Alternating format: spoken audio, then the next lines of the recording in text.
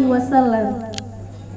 Huwallazi yakhrujun nasa minadh dhulumati ilan nur wa huwallazi yakhrujun nasa minaz zamani jahiliyah innaz zamani ilmiyah. Raditu billahi rabba wa bil islami dina wa bi Muhammadin nabiyya wa rasula. Yang kami hormati kepada Abah selaku pimpinan Dayah Darul Mu'arif Al-Aziziyah beserta keluarga, yang kami hormati kepada seluruh Dewan Guru yang senantiasa telah mengajari kita semua, yang kami hormati kepada Dewan Juri yang arif lagi bijaksana, yang kami hormati kepada santriwan dan santriwati yang masih dengan sampai saat ini masih bernaung di bawah naungan Darul Mu'arif Al-Aziziyah, yang teristimewa kepada terungkup protokol yang telah memanggil kami ke hadapan para hadirin sekalian. Terima kasih. Pada kesempatan yang sangat mulia ini, izinkan kami membahas satu topik pidato dengan judul Momentum untuk Bersyukur dan Beramal. Sahabat, santriwan, santriwati, para hadirin sekalian, sebelumnya saya ingin mengajak sahabat-sahabat untuk berhitung tentang waktu hari-hari kita. Kalau kita hitung-hitung, masing-masing waktu kita itu sama. 60 detik dalam 1 menit, 60 menit dalam 1 jam, 24 jam sehari, 7 hari sepekan, dan seterusnya. Sahabat hitung saja waktu sahabat sendiri. Namun kata Imam Al-Ghazali, kalau orang umurnya 60 tahun rata-rata dan menjadikan 8 jam sehari untuk tidur, maka dalam 60 tahun ia telah tidur 20 tahun. Luar biasa. Kita akui, kita orang biasa, banyak keterbatasan, kegagalan, kemalasan, itu bukan masalah. Bagaimana di tengah keterbatasan itu kita dahsyatkan diri agar lahir prestasi tinggi. Itulah kepahlawanan sejati. Sahabat, sejarah mencatat banyak orang besar justru lahir dari himpitan kesulitan, bukan buayan kemanjaan. Mereka besar dengan mengurangi jam tidurnya, kebutuhan untuk mengurusi duniawi, untuk kebutuhan ukhrawinya. Sedikit bercanda untuk merasakan nikmatnya ibadah, tak berlebihan dalam bergaul untuk merasakan lezatnya iman. Prestasi hakiki bukanlah kedudukan yang tinggi, jabatan, kekuasaan, atau berbagai atribut duniawi lainnya. Itu hanya ujian dan cobaan. Maukah kita bersyukur? Karena betapa sering kita melupakan apa yang kita miliki dan terus-menerus memikirkan apa yang tidak kita punya. Apa yang dianggap tidak berharga oleh seseorang ternyata dambaan bagi orang lain. Ini tergantung cara pandang seseorang. Dan bertanya, coba kita pertanyakan pada diri kita masing-masing, apakah yang akan terjadi jika kita semua bersyukur kepada Allah sebagai rasa terima kasih kita kepada Allah, daripada kita terus-menerus untuk khawatir meminta lebih. Sahabat, para hadirin yang saya hormati, sekedar untuk mengingatkan kembali keberadaan kita bahwa kita adalah zero. Kenapa kita zero? Kita zero karena kita lahir tak punya apa-apa dan tak tahu apa-apa.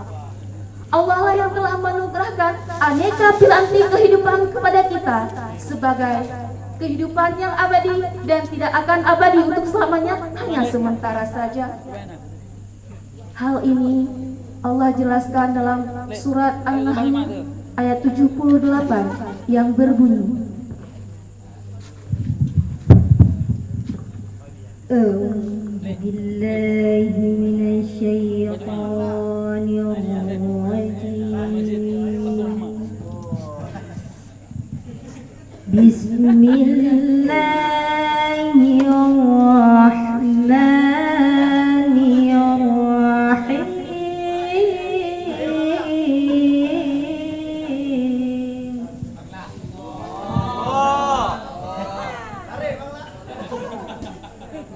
Wallahu akhrajakum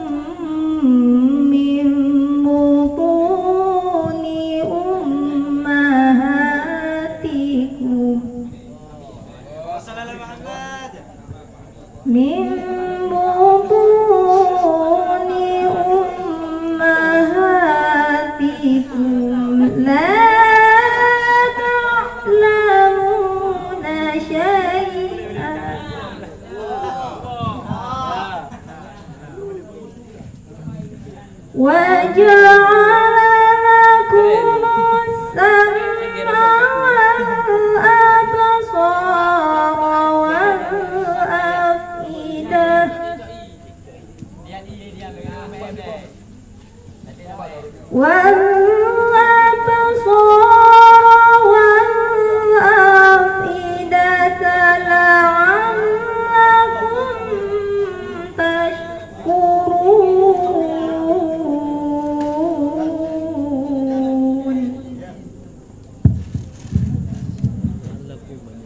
Aku berlindung kepada Allah dari godaan syaitan yang terkutuk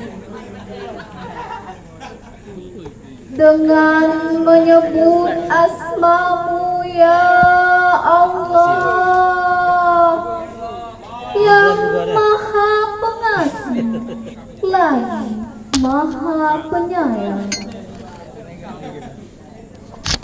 Dan Allah telah mengeluarkan kamu dari perut ibumu dalam keadaan tidak mengetahui sesuatu apapun. Dan Dia telah memberikan kamu berupa pendengaran, penglihatan, dan hati nurani agar kamu bersyukur. Ma'asyiral muslimin rahimakumullah, betapa indah Islam ini. Ya Rabbi, jadikanlah kami insan pilihan-Mu dengan segenap piranti-piranti indah karunia-Mu, dengan penglihatan yang bisa membuat kami mengetahui kekuasaan-Mu, dengan pendengaran yang indah di setiap waktu, dan dengan hati nurani dikala kami memuja-Mu. Para hadirin yang saya hormati, betapa banyak nikmat Allah yang telah Allah titipkan kepada kita. Nikmat penglihatan, nikmat pendengaran, nikmat hati yang tidak pernah Allah berikan kepada makhluk lain selain manusia. Seberapa banyak karunia Allah, anugerah, hidayah yang telah Allah berikan untuk kita, namun seberapa banyak kita bersyukur. Seberapa banyak kenikmatan itu kita pergunakan untuk beramal kepada Allah. Seberapa banyak karunia, anugerah, hidayah yang telah Allah berikan untuk kita beribadah, untuk kita berbuat baik sesama manusia. Santriwan dan santriwati yang saya cintai, bukanlah orang tua yang nantinya di dalam kubur menemani kita, bukan pula sahabat yang nantinya menemani kita di dalam kubur, bukan sahabat, bukan pula kekasih hati yang nantinya di dalam kubur menemani kita, tapi siapa? Itulah amal. Dari waktu yang telah ada, dari masa ke masa, sebagai insan yang penuh hati nurani, mari kita perbaiki diri kita bersama. Jangan buang-buang waktu yang telah ada, yang telah Allah sediakan untuk kita.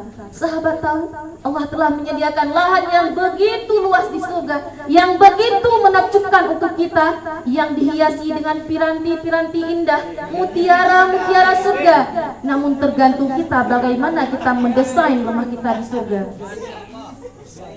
Jika kemampuan kita kecil, meski disediakan lahan yang begitu besar, namun kita hanya mampu mendesain rumah kita kecil.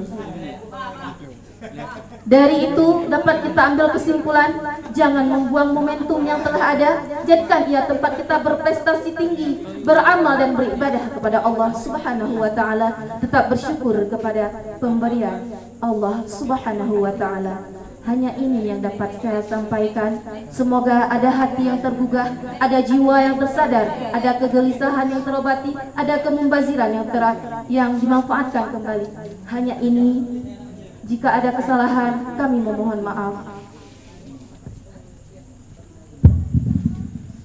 Shadaqallahul azim. Maha benar Allah dengan segala firman.